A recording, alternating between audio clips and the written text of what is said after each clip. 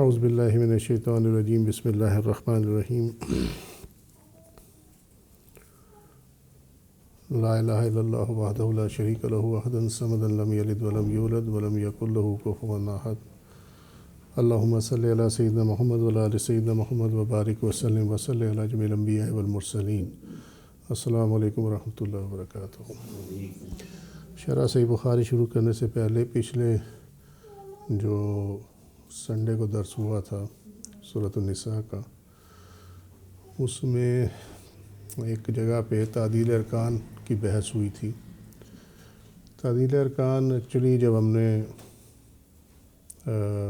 فتاوی شامی پڑھا تھا تو اس میں وہ کر چکے تھے، اس دن اس کی ریپٹیشن تھی، لیکن وہ ریپٹیشن میں کچھ چیز جو ہے نا وہ ان ایکسپلینڈ رہ گئی، کچھ اس کی وضاحت ضروری ہے جو اس دن بتایا گیا تھا، تو میں اس کو تھوڑا سا مختصر الفاظ میں ریپیٹ کر دیتا ہوں اور اسی کو فالو کریں۔ پہلے بھی بتایا تھا، ریپیٹ کر دیتا ہوں۔ تعدیل ارکان نماز میں تمام ارکان کا سکون کے ساتھ ادا کرنا ہے۔ آپ قرأت میں ہوں، قیام میں، رکوع میں ہوں، سجود میں ہوں، یا قعدہ میں ہوں، یا آپ اس کے درمیان دو سجدوں کے درمیان میں جب بیٹھتے ہیں اس میں ہوں،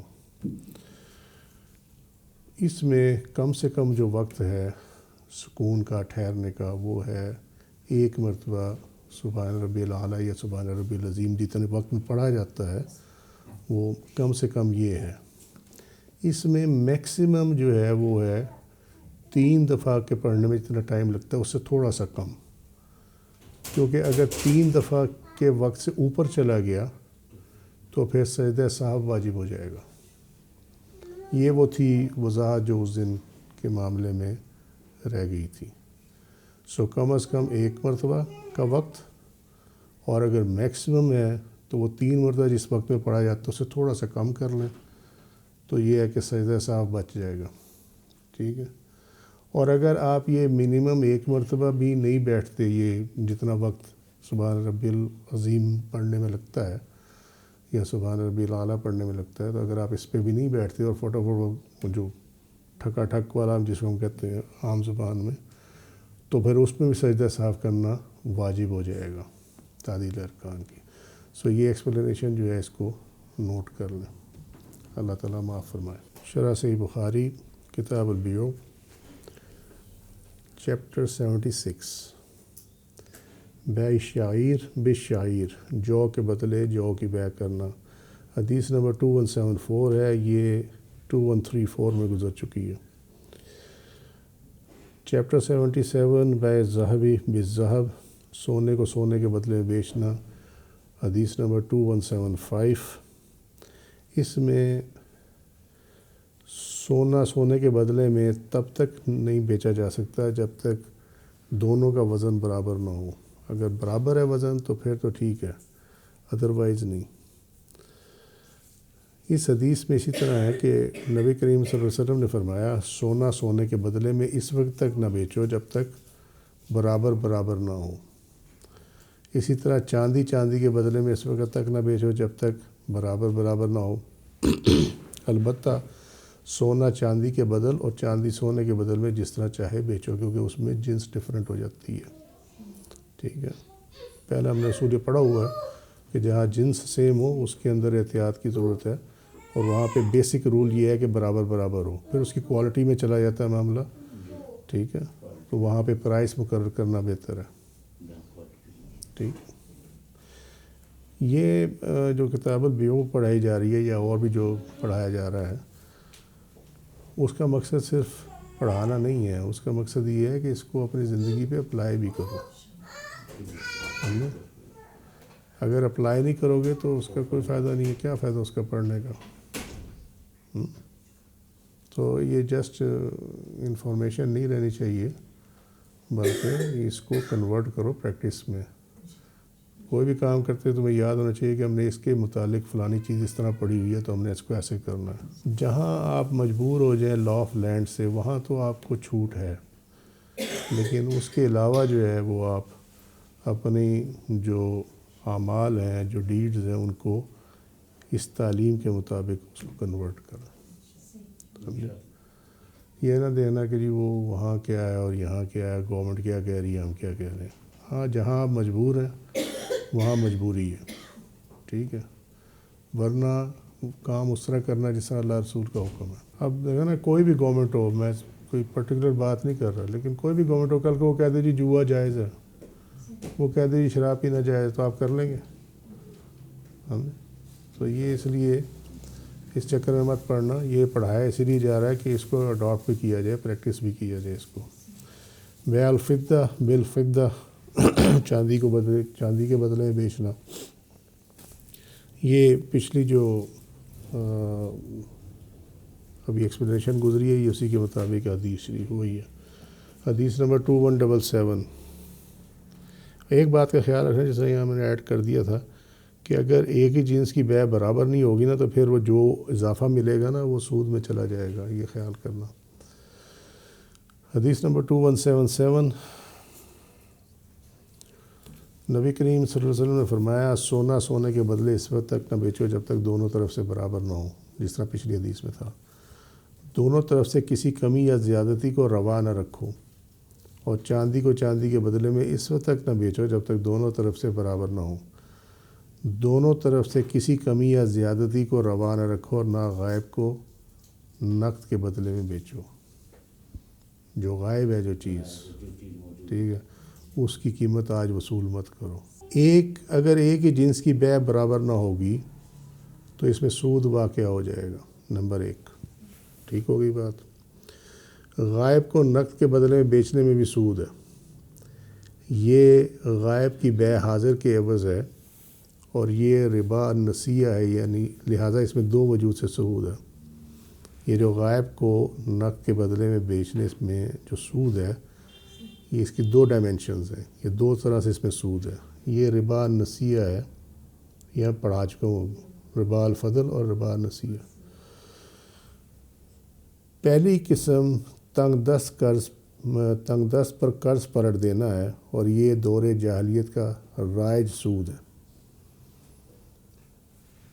وہ ہوتا وہی تھا جو پہلے بھی پڑھایا جا چکا ہے. وہ کہتے تھے ٹائم آ گیا، اب تیرے پاس پیمنٹ نہیں ہے، ٹھیک ہے، تو لہٰذا تو اس کو پھر رکھ لے، اور اس کو وہ کنٹینیو کر دیتے تھے کہ یا تو قرض چکا یا اس کو سود پہ رکھ. بس اگر وہ چکا دیتا تو ٹھیک، ورنہ قرض دینے والا مدت میں توسیع اور تاخیر کے مقابل قرض میں اضافہ کرتا، لہذا قرضدار پر دگنا قرضہ ہو جاتا ہے. یہ ہوتا اس طرح تھا کہ فرض کریں کسی بندے نے 10,000 روپیہ لیا، ٹھیک ہے، اس پہ 1,000 سود طے ہوا. وہ جب دینا تھا تو اس نے 11,000 دینا تھا واپس. وہ 11,000 وہ نہیں دے سکا. اس نے کہا ٹھیک ہے، اب اس طرح کر، تو 11,000 پہ مجھے 1,200 روپے سود دے گا، ٹھیک ہے. تو وہ جو سود تھا وہ اصل کے ساتھ جمع ہو گیا، اور وہ قرض، اصل جو قرض ہے وہ بڑھ گیا.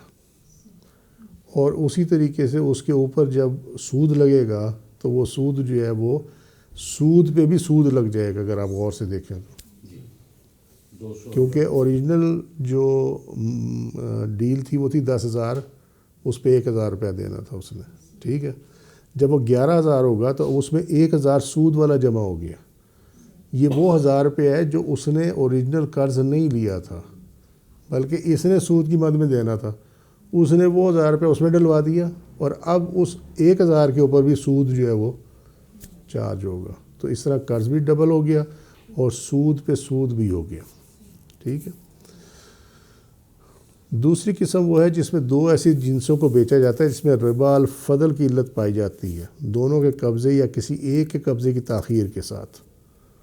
جیسا کہ سونے کو سونے یا چاندی کے ساتھ، یا چاندی کو سونے کے ساتھ معجلاً بیچنا، یا مجلس عقد میں قبضہ کیے بغیر بیچنا، ٹھیک ہے. اگر قبضے کی تاخیر ہو اس کے اندر، ٹھیک ہے، تو کیونکہ سونا اور چاندی کا ریٹ جو ہے وہ ڈیلی فلکچویٹ ہوتا، ٹھیک ہے، اور اگر وہ بڑھ گیا بعد میں تو جو ایکسٹرا اس کو فائدہ ہوگا وہ سود میں چلا جائے گا، ٹھیک ہے. یہ 2123 میں گزر چکی ہے، اس کو وہاں پہ پڑھ لینا، اگر کسی کو سمجھنا ہے تو you can always ask the question. Loan کی جو شریعت کے اندر ڈیفینیشن ہے وہ یہ ہے کہ جو آپ نے جس سے فائدہ اٹھایا ہے، یعنی فرض کریں اگر کسی نے آپ کو 1000 یورو یا $1000 دیا،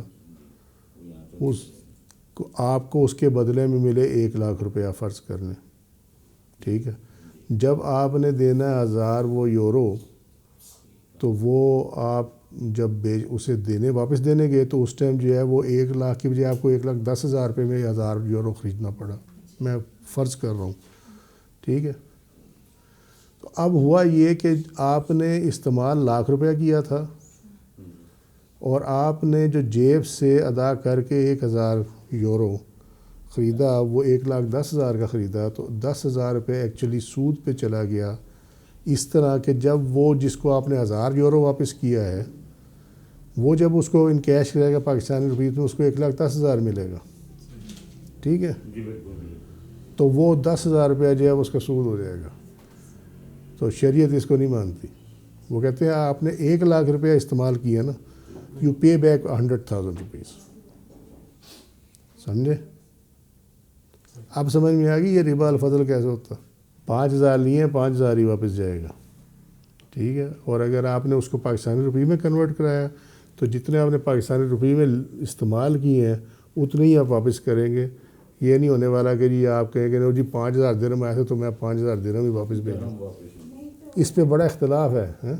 اس کا جو ہمارے پاس شریعت میں ہے وہ یہ ہے کہ نبی کریم صلی اللہ علیہ وسلم، یہ آپ کی سنت یہ ہے کہ آپ اپنی مرضی سے، اپنی خوشی سے، اپنی رضا سے اس کے اوپر تھوڑا سا اس کو دے دیتے تھے، وہ سود نہیں ہوتا تھا، اپنی مرضی سے آپ دے دیتے تھے۔ جب وہ سکہ راج الوقت نہیں ہے، جب آپ نے اس سے $5,000 لیے تو آپ اس کو لامحالہ کنورٹ کروائیں گے، ٹھیک ہے، کنورٹ کرائے بغیر تو آپ کا معاملہ نہیں بنتا نا۔ تو جب وہ معاملہ نہیں بنتا تو اس کا مطلب ہے کہ آپ نے ایکچولی جو یوز کیا وہ پاکستانی روپی میں یوز کیا ہوا، ٹھیک ہے۔ تو اس کا بہتر حل یہ ہوتا ہے کہ جی آپ مجھے اتنے روپے کیش کرا کے دے دیں، میں آپ کو اتنے پاکستانی روپے واپس کر دوں، بات ختم ہوگی، سمجھے۔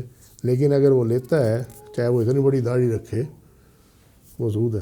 حدیث نمبر 2178 اینڈ 2179، اس میں نبی کریم صلی اللہ علیہ وسلم کا قول مبارک ہے، دوسرا بھی ہے لیکن جو اینڈنگ ہے وہ یہ ہے کہ لا ربن الا فی النسیہ، اس کو ذرا قول کو یاد رکھنا، یہ ضروری ہے۔ ابو سعید خدری رضی اللہ عنہ کہتے ہیں کہ دینار کے بدلے میں اور درہم کے بدلے میں، اس پر میں نے ان سے کہا کہ ابن عباس رضی اللہ عنہ تو اس کی اجازت نہیں دیتے۔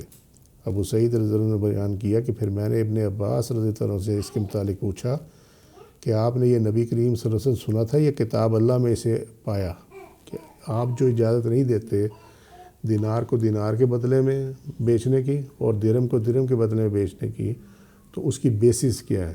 کیا آپ نے قرآن سے لیے اس کا استدلال یا آپ نے نبی کریم صلی اللہ علیہ وسلم سے پوچھا ہے؟ ٹھیک ہے۔ انہوں نے کہا کہ اس میں سے میں کسی بات کا دعوے دار نہیں ہوں، رسول اللہ صلی اللہ علیہ وسلم کو آپ لوگ مجھ سے زیادہ جانتے ہیں، البتہ مجھے اسامہ رضی اللہ عنہ نے یہ خبر دی تھی کہ رسول اللہ صلی اللہ علیہ وسلم نے فرمایا سود صرف ادھار کی صورت میں ہوتا ہے۔ حضرت اسامہ کی حدیث مجمل ہے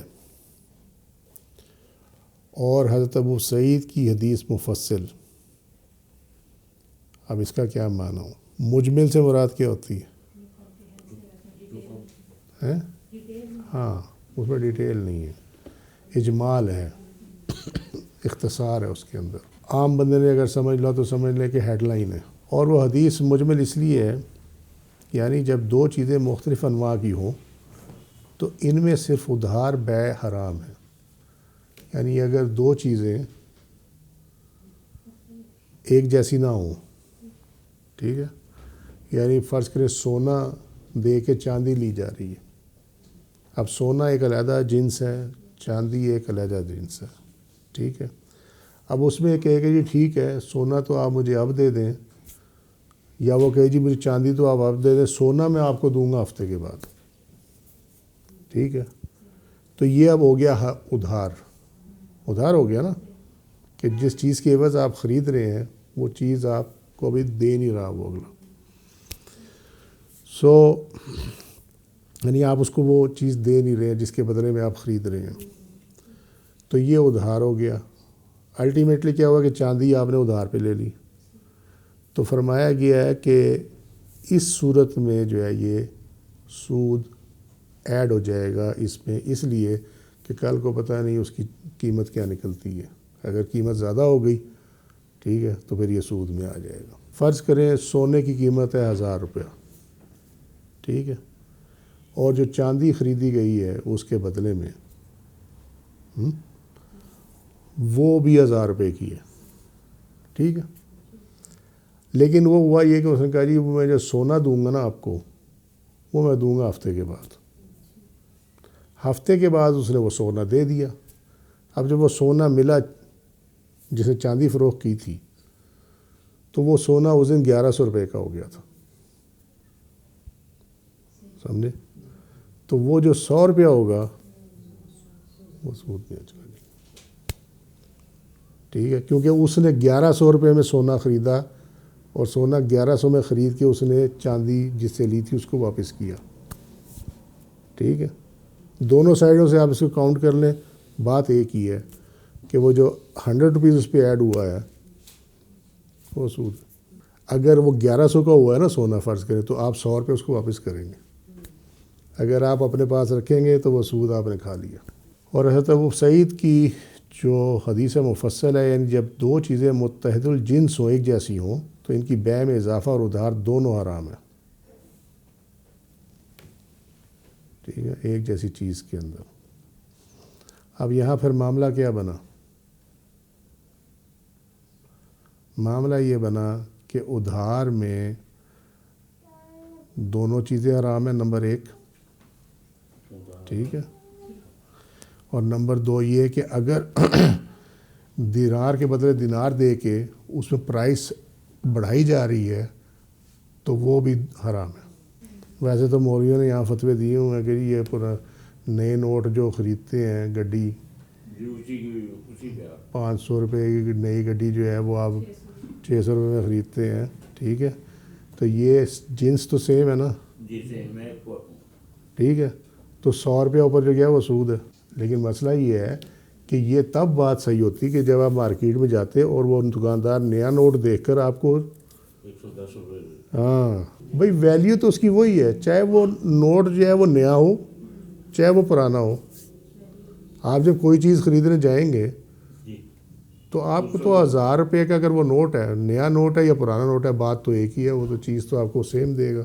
لیگلی وہ بلیک ہے، قانونی طور پہ وہ بلیک مارکیٹ شمار ہوتی ہے۔ جب گورنمنٹ بند کر دے نا سیل پرائز بانڈ کی، تو پھر اس کی جو سیل پرچیز ہے وہ ان آتھورائز ہے، یعنی غیر قانونی ہے۔ وہ آپ ذرا اب اس کو جج کرو نا۔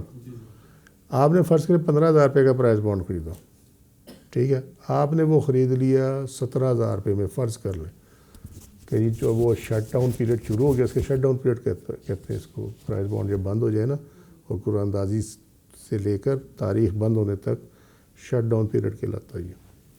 وہ شٹ ڈاؤن پیریڈ ہے، اور آپ نے وہ پرائز بانڈ جو ہے وہ 15,000 کی بجائے 17-18,000 میں 18,000 میں خرید لیا آپ نے، وہ نہیں نکلا۔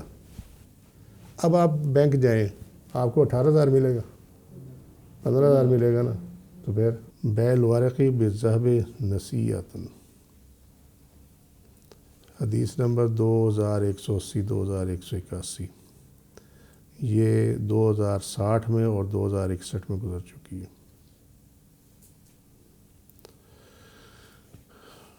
81 بیع الذهب بالورق یدن بیدن، 2182، یہ 2175 میں گزر چکی ہے۔ اب آ گیا چیپٹر 82، بیع المزابنہ، بیع المزابنہ، بیع الثمر بالتمر و بیع الزبیب بالکرم و بیع العرایا۔ لو جی، بیع المزابنہ کے بیان میں یہ خشک کھجور کی بیع، درخت پر لگی ہوئی کھجور کی بیع کے بدلے، کھجور کے بدلے اور خوش انگور کی بیع تازہ انگور کے بدلے ہوتی ہے، اور بیع اور آیا کا بیان. ٹھیک ہو گئی جی. 3 چیزیں اس کے اندر. مزابنہ، ٹھیک ہے. مزابنہ کی جو تعریف دی گئی ہے کہ خشک کھجور یعنی چھوارے کی بیع یعنی فروخت درخت پر لگی ہوئی کھجور کے بدلے میں. یہ اس کی تعلیق ہے. قال انس نہى النبی صلی اللہ علیہ وسلم عن المزابنہ والمحاقلہ. یہ 2 قسم کی یہ ہیں ٹرانزیکشنز. یہ ٹرانزیکشن ہے المزابنہ، کائنڈ آف ٹریڈ.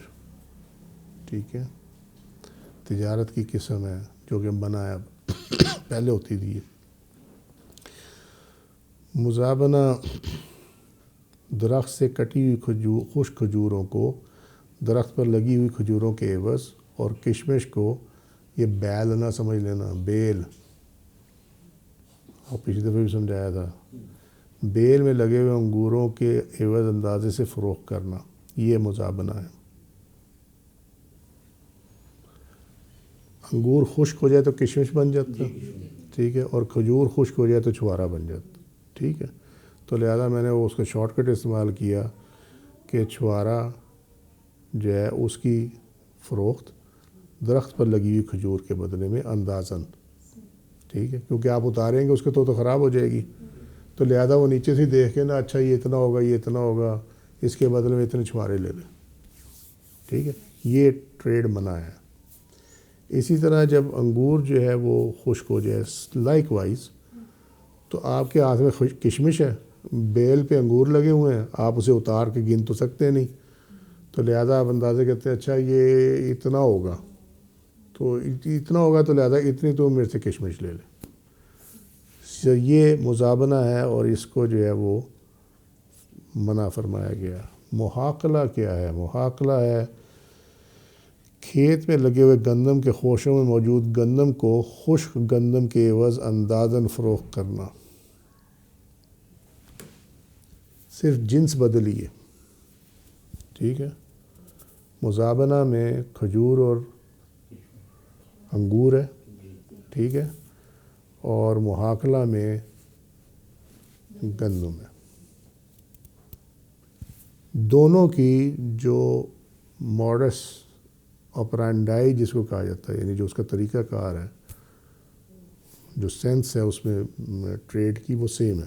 وما علینا الا البلاغ واللہ رسولہ اعلم بالصواب. سبحانک اللہم وبحمدک اشہد ان لا الہ الا انت استغفرک واتوب الیک. عملت سوءا وظلمت نفسی فاغفر لی فانہ لا یغفر الذنوب الا انت. سبحان ربک رب العزۃ عما یصفون وسلام علی المرسلین والحمد للہ رب العالمین. السلام علیکم ورحمۃ اللہ وبرکاتہ.